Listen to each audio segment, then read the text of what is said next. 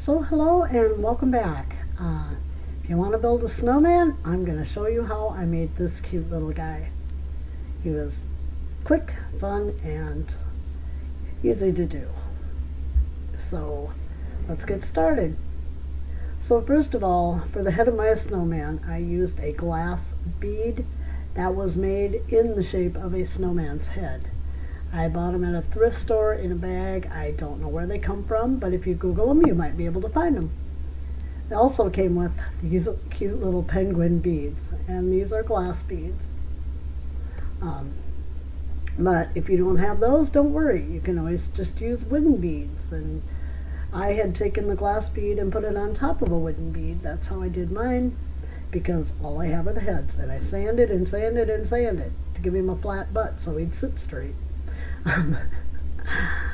So yeah, there was a lot of sanding to get that bead wore down. But if you look at the beads, they're going to stand up without sanding. So what was I thinking? I probably wasn't. So anyway, yeah, you can definitely, if you do not have the glass beads like I have, you can definitely take wooden beads of various sizes, smaller for the head. You can do 2, you can do 3 if you want a taller snowman. Yeah, just that easy. So you don't have to do a shorter snowman like me. You can do a bigger one if you want. So let's get on with building this snowman. And I am not going to sand. I'm not doing this time. It just wasn't worth all the trouble that it took me to go ahead and do it. So I'm going to go ahead and use the glass bead because I'm going to show you exactly how I made the one I have. And first I cut the tips off of some toothpicks because I want the ends flat and not pointy. So the next thing I did was I used tacky glue. You can use whatever you like, whatever kind of glue you have on hand, because the toothpick is going to hold the head and the body together.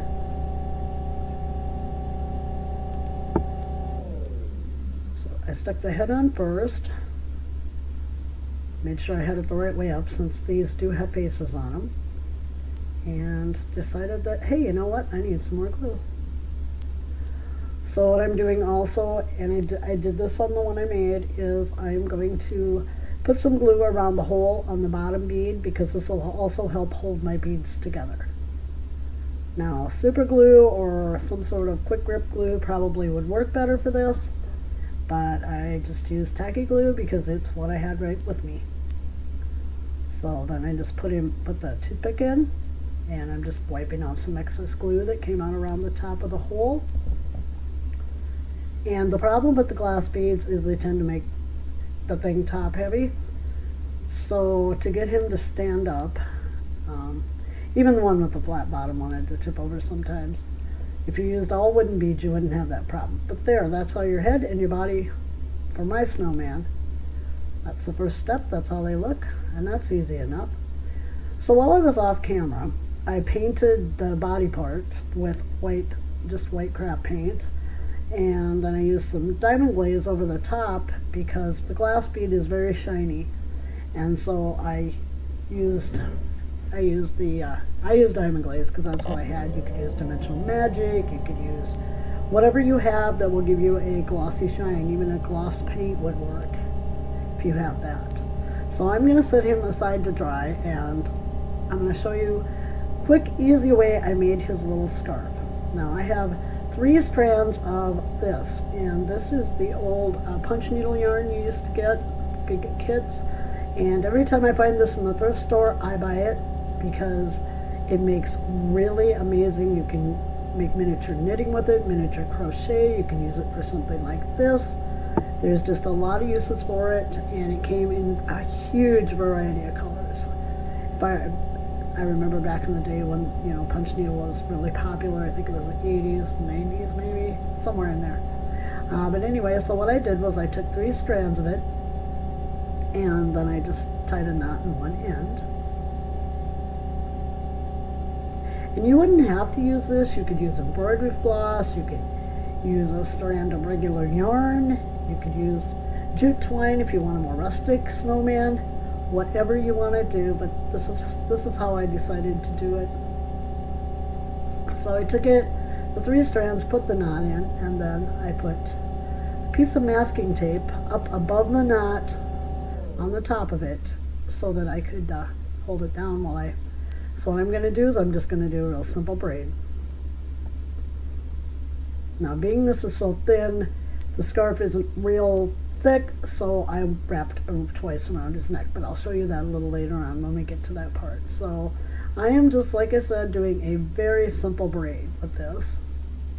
You know, just one over the other and just keep going back and forth like you do. And I am definitely not going to sit here and braid this whole thing in front of you because it takes a little while. I mean, it's not hard. It goes pretty quick, but it took me a little while because I was having a problem with my yarn wanting to stick together. But once I got it going, I got it going.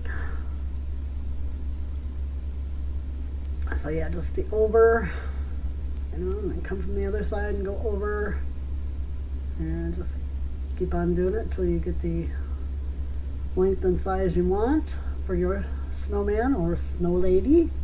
Maybe you're going to make a snow lady. Whatever you choose.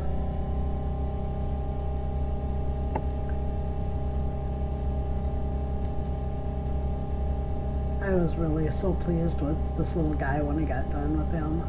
The one I'd already made and then the one I make here. I think turned out really cute too because the snowman face beads are not, like some of them have smaller eyes, some of them have a gap in their mouth. Some of the noses stick out a little more than the others. But anyway, this is what I'm doing here and I will be back. Okay, so I've got it done as far as I want it done. And what I'm going to do is I'm going to take the tape off and I'm holding on to the one end so it doesn't get away from me. And I was a little off camera there, but I was just seeing what I was doing. So now I'm going to hold on to where my braid stopped and I'm going to, hopefully, I'm going to just tie a knot in the other end. And if you have trouble pulling small things through, you could always use tweezers or get a crochet hook, something like that. And then once I've got all the strings through, I'm going to work my knot down to where it's right at the end of my braid. I want to make sure I don't pull it tight till it's right at the end, just like that. Then I'm just going to take and cut off the extra string, and do leave yourself extra. It's always better to have too much than not enough. So that's my braid.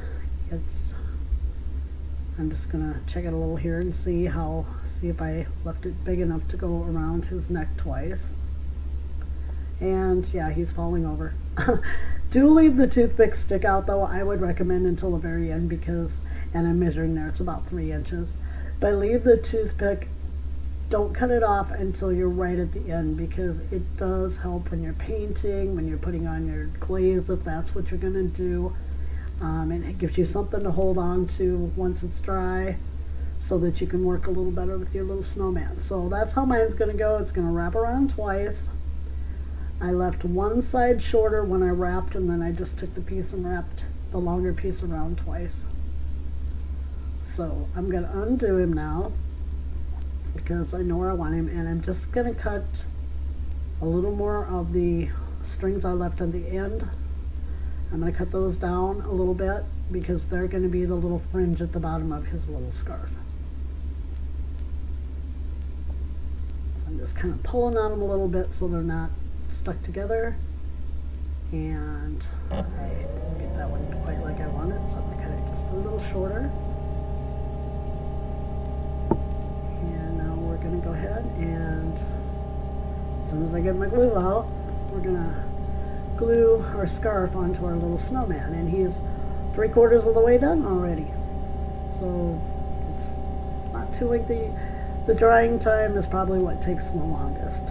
The drying for the paint, and if you put like diamond glaze or something on, the drying for that, and initially gluing his body together. I did not let mine dry all the way, but number one, I'm impatient. Number two, I was making a video. So those are my excuses. I'm gonna stay with them. So there I am now, and I put glue at the back of his neck to hold this part of the scarf on. And I'm just gonna wrap the one around to the front. And it doesn't want to cooperate with me. So I'm gonna get it down there, and then I'm gonna grab it with my thumb. And I'm just kind of sizing it up. How long do I want this scarf to be? If you want him to have a really long scarf, go longer than 3 inches for sure. I don't know the millimeter size on the bead I'm using, so sorry about that. But yeah, so then I would just wrap the one over the top of the other one that I already had there, and the length is good for me. So I'm going to put a dab of glue right where I want the scarf to cross on the front of our little snowman. And of course, I should have either stood the glue bottle upside down or laid it on its side, which usually clogs it up. But there's enough in there that I really can't see buying a new bottle yet. But yeah, and there was just a little quick look at how it looks in the front once I've got the scarf wrapped around. So now I've got that on there, and I'm just going to cross one over the other. Push the first one down, and I'm just going to cross the other one over the top and put it in that dot of glue I had there, because the glue is going to dry clear. We won't see it. And I'm just messing with it now to get it laying exactly like I want it. And I realize that I'm going to have to put a little more. I didn't have enough, and to cross it over the other one and make it stick. So a little more glue on there, and put it over, and we'll just hold it together until it starts to set up. There we go. Got it.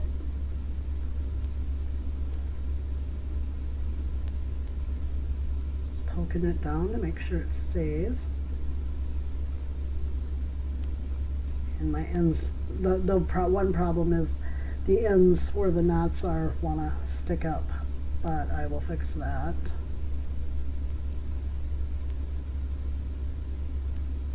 So I'm going to just rub just the tiniest bit of glue on, and then I'm just going to stick those ends down just a little bit, because I don't want them sticking straight out, and that's what these were wanting to do, stick straight out. So no, but yeah, there he is with his little scarf. I hope you can see that. This camera isn't very good at close-ups, and it kind of really ticks me off. But so anyway, there he is. He's got his scarf on. He's sitting there, and now, oops, cat interruption. Goodbye, Ash. He wants outside, and it's really, really cold today and snowy, and he doesn't really want to, but he thinks he does. So anyway, now it's time for our little snowman to get his hat to finish him off. That was also Ash shoving all my junk I've got over at me. He thinks if he bothers me enough that I'm going to let him out. So, he's wrong. Yeah, so, whoops. And that's what I said. These glass beads do make them a little top heavy. So anyway, there he is. His little scarf's on. He's looking like he's getting bundled up to go outside. And I'll tell you what, today it would take more than a hat and a scarf to get me out there. So there he is. I'll be right back. Okay, so now what I'm going to do is I'm going to make his hat. And what I did is I'm just going to use a quilling tool. I got a set of them on Amazon. It make decorative paper, quilled paper things with these.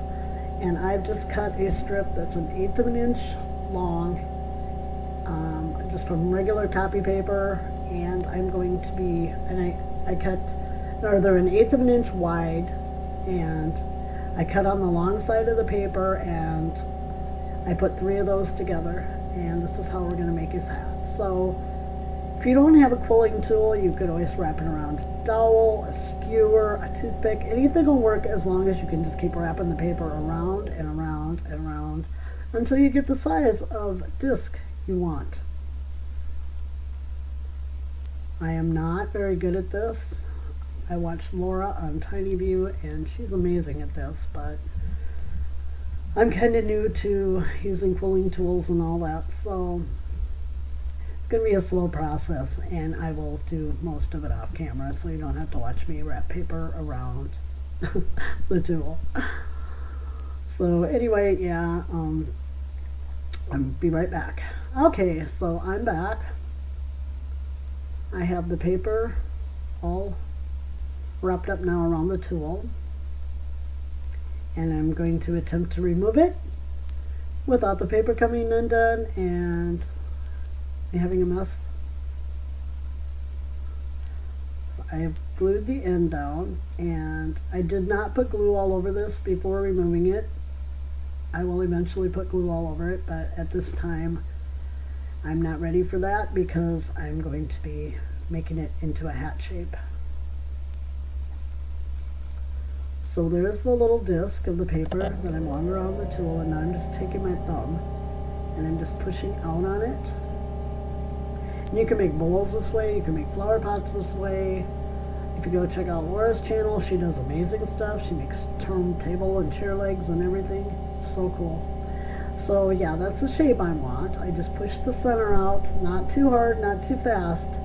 Just working it so I could get an even design, or an even, so all the sides would be even. And pushing out a little more. I'm never satisfied, and I usually push too far, and then I end up having to redo everything. So don't do that. So now I'm getting out some tacky glue, and you can use Mod Podge, which is what I've since realized is a lot easier because I can just put it on with a brush. Oh, live and learn. Yeah. So I am squeezing the glue again. I really need to find a different bottle or something. So I've got some glue there now, and I'm going to put the cap back on because this one likes to clog. And so now I'm just going to take, a lot of people put gesso on these, or they cover them with something else to take the ridges out of it, because you will have the ridges where you push the paper out. I did not do that because I thought it would look like some texture. And now I am sitting here with my finger, just putting the tacky glue over the top, and I'm trying to see what I'm doing, so I'm a little off camera. I'm just putting it over the top of the whole thing so that it holds that paper in place. And I will do the same thing with the inside that I do with the outside.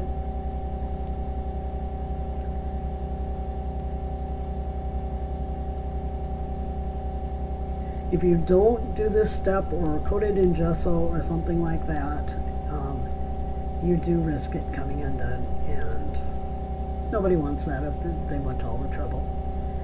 And some people, like, you can use a gesso and sand them down. Oops, there's Ash again. No, you're still not getting out. Goodbye. He's so cute, but he can be so terrible. So anyway, the glue is now dry, and I'm just taking a Sharpie marker.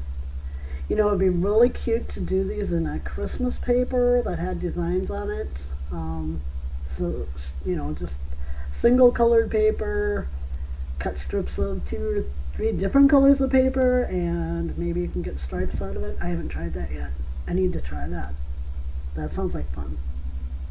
So I'm a little off camera right now, but what I'm doing is I'm just coloring around what is going to be the main hat band. At this point, it was going to be, you know, the band that goes around the front, the part of the beanie that flips up. Yeah, that's what this is. That's what this is going to be. So yes, I am a little off camera, and I'm sorry. I was trying to make it really neat, and you know what? I can't seem to get there. And you'll see later. You'll see what happens. So I will be back in front of you coloring here in just a minute. All right, now, yes, I am just putting red around the rim or the brim of the hat, whatever you want to call it.